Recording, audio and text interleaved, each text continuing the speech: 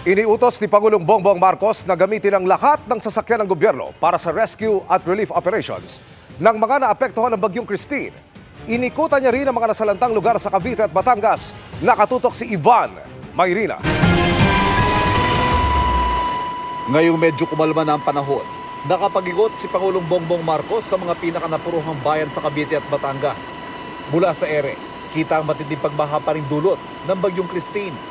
Utos ng Pangulo, gamitin ang lahat ng sasakyan ng gobyerno sa rescue at relief operations, sa lupa, sa tubig o sa ere man, kahit pa ang mismong presidential chopper.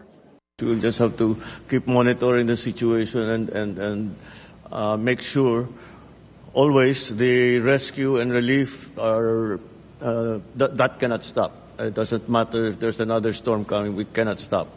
That cannot stop. Bilin niya sa mga pinuno ng gobyerno. Just remember, there are people still in water right now.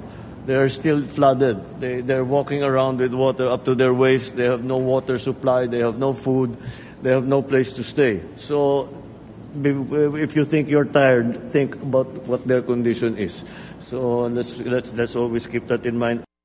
Hirap pa rin marating ang Bicol region dahil sa hindi madaan ng kalsada, partikular ang Lopez at Milaor sa Quezon.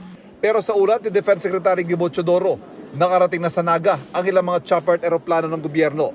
Nasa Naga si DSWD Secretary Rex Gatchalian para personal na pangunahan ng pamamahagi ng tulong sa mga nasalanta. Isa sa mga nagiging problema na idinulog ng lokal na pamahalaan, ang supply ng mga produktong petrolyo. Hindi kasi makapasok ang mga tanker at lubog sa baha mga gasolinahan. Gagawan daw ito ng paraan ng Department of National Defense.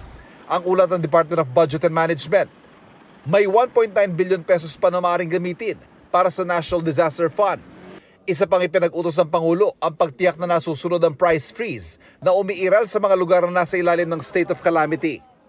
There is a 60-day price freeze on all the basic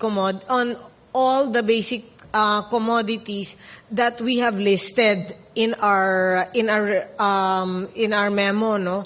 And aside from this is also strictly monitored, meaning i-check namin ito aggressively, meaning on a day-to-day basis, nagbibigay sila ng update sa amin sa mga supermarkets, grocery, convenience stores, and other areas or other stores na nagbebenta ng mga basic necessities na ito. Nakikipag-ugnayan din daw ang DTI sa mga malalaking supermarket para tiyakin may sapat na supply ng mga pangunahing bilihin sa mga apektadong lugar. Dagdag pa ni DTI Acting Secretary Cristina Roque, may nakahanda silang 2 bilyong pisong pondo sa ilalim ng Small Business Corporation o SB Corp bilang pautang sa mga micro and small medium enterprises na nasalanta ng bagyo. Maaaring umutang ng hanggang 300,000 para maalalayan sila sa kanilang pagbangon. Para sa GMA Integrated News, Ivan Mayrina, nakatutok, 24 oras.